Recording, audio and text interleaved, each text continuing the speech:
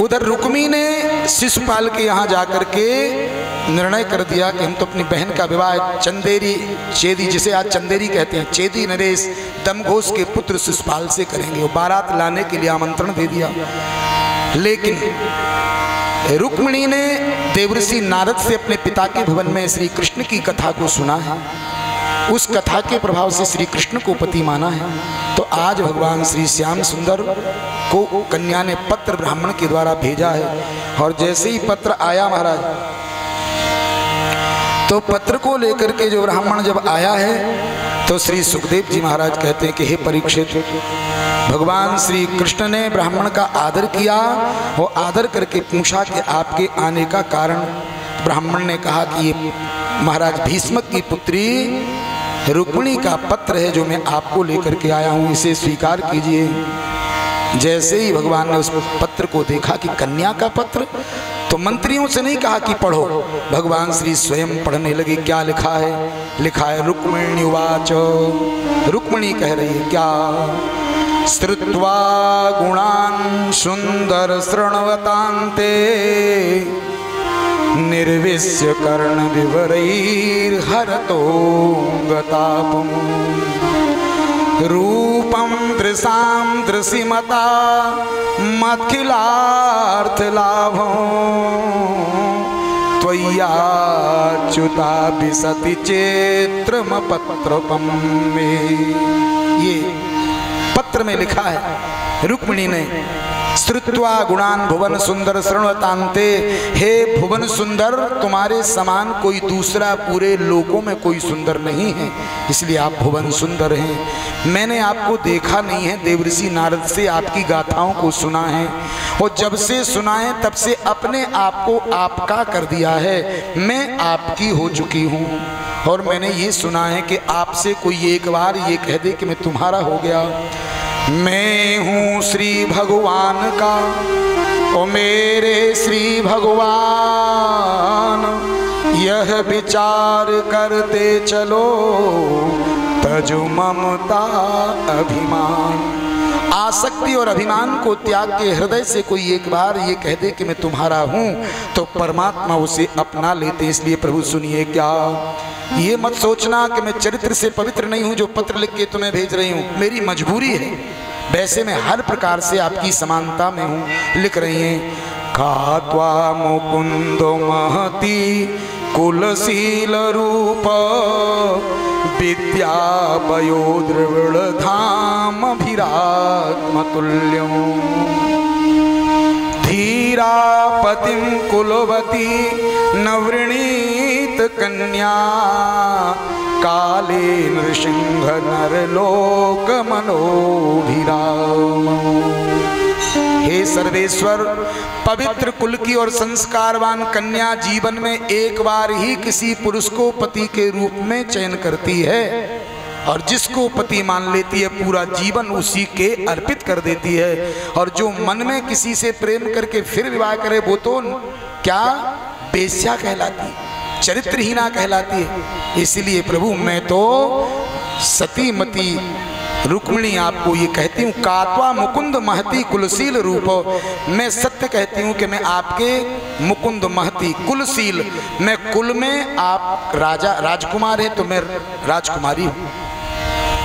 यदि आप कहते हैं कुल में आप क्षत्रिय हैं, मैं क्षत्रिय कन्या हूँ। शीलता में आप परम शील हैं तो मैं भी शीलवती हूँ। हे सर्वेश्वर, विद्या आप पढ़े लिखे हैं तो मैं भी पढ़ी लिखी हूँ। वयो, ये नहीं कि मैं बुढ़ी हो गई कोई शादी नहीं करना चाहता, आपकी आयु के समान मेरी आयु है।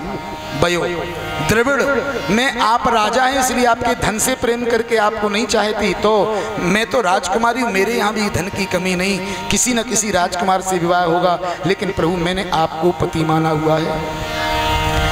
भीरात्म तुल्यम, मेरी समानता आपसे बनती है। और मैं आपका शिकार हूँ, लेकिन मेरे भाई ने विवाह का आमंत्रण चेदी नरेश दमघोष पुत्र शिशुपाल को दिया है। ऐसा न हो कि कृष्ण रूपी सिंह का शिकार और चेदी नरेश दमघोष पुत्र शिशुपाल रूपी सियार के हाथ में चला जाए। हे सर्वेश्वर, यदि आप समय पे न आए तो मैं अपने प्राणों का अंत कर लूंगी, लेकिन किसी अन्य से विवाह नहीं करूंगी।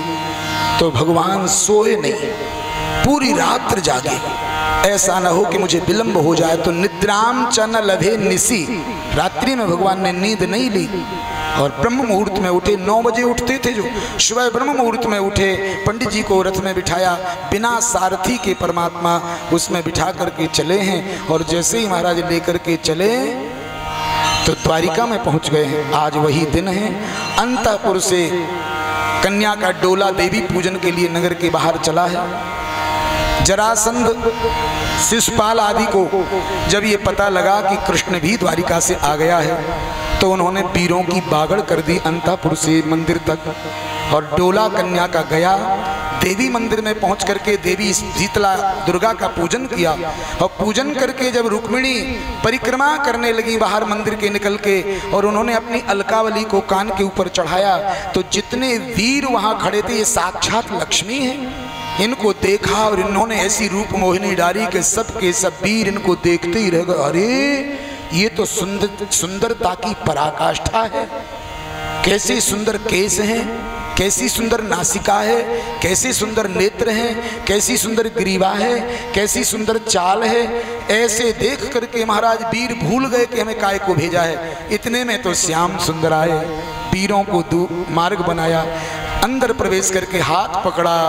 जैसे ही हाथ पकड़ा तो वही वीर कहने लगे, ओ ये तो लगता है यमुना और गंगा का संगम हो गया है, बिजली और बादल संगमे हो गए हैं। ऐसी कल्पना करते करते महाराज जब भगवान श्री कृष्ण उनको हाथ पकड़ के लाए, रथ में बिठाया। वाह कितना सुंदर रथ है, कैसे सुंदर श्यामकर्ण घोड़े हैं, कैसे घोड़ों की चाल है। ओहो देखो कन्हैया के कैसे घुंघरारे बाल हैं। ऐसा कहते कहते जब कन्हैया 1-2 किलोमीटर निकल गए, दिखाई कम देने लगे। वीरों ने कहा हम काय को आए? बोले कन्या की रक्षा के लिए। कन्या कहाँ है? मंदिर में होगी। कहाँ से होगी? ले गया ले गया ले गया, हल्ला हो गया। अंतःपुर तक हल्ला हुआ है, भगवान लेकर के गए हैं। इधर महाराज रुक्मी ने प्रतिज्ञा की है कि जिस कृष्ण ने मेरी बहन को यहाँ से भगा के ले गया है, अगर मैं उसका वध करके अपनी बहन को नहीं लौटा पाया तो मैं अपने कुंडनपुर में प्रवेश नहीं करूंगा। अहत्वा समरे कृष्णम प्रत्यहुई च रुक्मिणीम कुंडिनम ना प्रवेक्ष्यामि सत्य ने तत्ब्रवीमि वाह। मैं ये सत्य वचन कहता हूँ। और जैसे ही गया भगवान से युद्ध किया, भगवान ने उसको परास्त करके उसकी सेना को परास्त कर दिया, बंदी बना करके रुक्मी को डाल लिया, रथ में लेके चलने लगे। आगे दाऊजी मिले तो उन्होंने रुक्मी को छुड़वा दिया। कृष्ण से कहा तुम द्वारिका चलो, हम देखते हैं कोई योद्धा आएंगे तो। द्वारिका भगवान श्री कृष्ण जो है रुक्मिणी को लेके पहुंचे। आधे द्वारिकावासी दुल्हन पक्ष के, वो आधे दूल्हा पक्ष के बन गए। द्वारिका को दुल्हन की तरह सजा दिया गया, हरे मंडप डाले, सुरभि गऊ के गोबर से लेप किया गया, गजमुक्ता के चौक डाल दिए गए, सुंदर कलश स्थापित किए, अग्निकुंड बनाया, अग्नि प्रज्वलित कर दी गई। महाराज वेद मंत्र की ऋचाओं का पाठ ब्राह्मण करने लगे और वहाँ भगवान श्री कृष्ण का विधिवत विवाह माता रुक्मिणी से होने लग गया है। माता रुक्मिणी का विवाह हो रहा है, कन्यादान किया जा रहा है। तो कह रहे हैं ओम इदम लक्ष्मी रूपिणीम रुक्मिणी नामनी कन्याम विष्णु रूपाय कृष्ण नामने वराय तुभ्यमहं संप्रददे।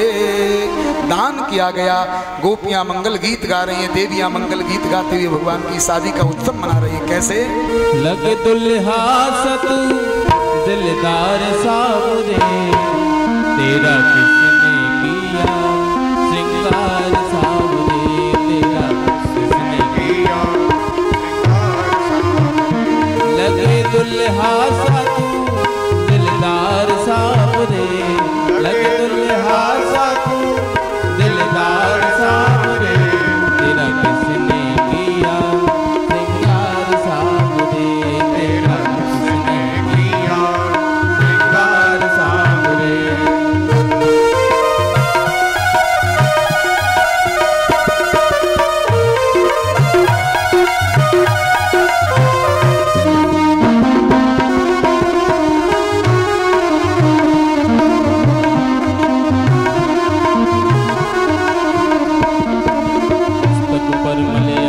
चंदन केसर तिलक लगाया, मस्तक पर मलिया गिर चंदन केसर तिलक लगाया, मोर मुकुट कानों में कुंडल इत्र बहुत बरसाया, मोर मुकुट कानों में कुंडल इत्र बहुत छिटाया।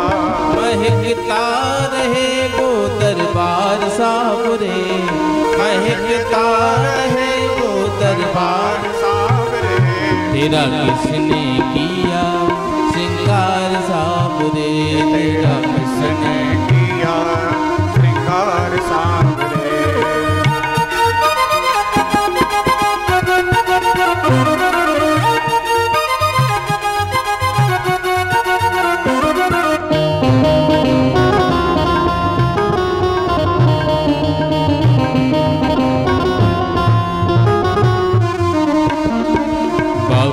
गलियां चुन चुन कर सुंदर हार बनाया, बागों से गलियां चुन चुन कर सुंदर हार बनाया।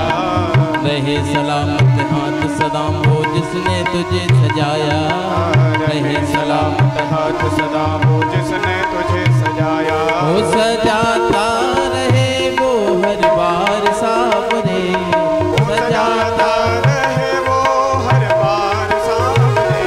तेरा किसने किया श्रृंगार सावरे, तेरा किसने किया श्रृंगार सावरे। ओ लगे दुल्हा सा तू दिलदार सावरे, लगे दुल्हा सा तू दिलदार सावरे। तेरा किसने किया तालियों की सेवा करते हुए सावरे, तेरा किसने किया श्रृंगार सावरे। तेरा किसने किया श्रृंगार सावरे, तेरा किसने किया श्रृंगार सावरे। तेरा किसने किया श्रृंगार सावरे, तेरा किसने किया श्रृंगार सावरे। अरे बोल कन्हैया बोल तुझे मैं कौन सा भजन सुनाऊं, बोल कन्हैया बोल तुझे मैं कौन सा भजन सुनाऊं। ऐसा कोई राग बता दे मैं नाच क्यों गाऊं, ऐसा कोई राग बता दे मैं नाचे मैं गाऊं। न चाहता रहे वो हर बार सावरे, न चाहता रहे तो दरबार सावरे। तेरा किसने किया श्रृंगार सावरे, तेरा किसने किया श्रृंगार सावरे। वो लगे दुल्हा सा तू दिलदार सावरे, लगे दुल्हा सा तू दिलदार सावरे। लगे दुल्हा सा तू दिलदार सावरे। लगे दुल्हा सा तू दिलदार सावरे। तेरा किसने किया श्रृंगार सावरे, तेरा किसने किया श्रृंगार सावरे। हाँ श्रृंगार सावरे, हाँ श्रृंगार सावरे। हाँ श्रृंगार सावरे, हाँ श्रृंगार सावरे। इस प्रकार से अब एक बधाई विवाह की आप करेंगे, लेकिन इसके बीच में मैं जो दान दाताओं ने आज तक दान दिया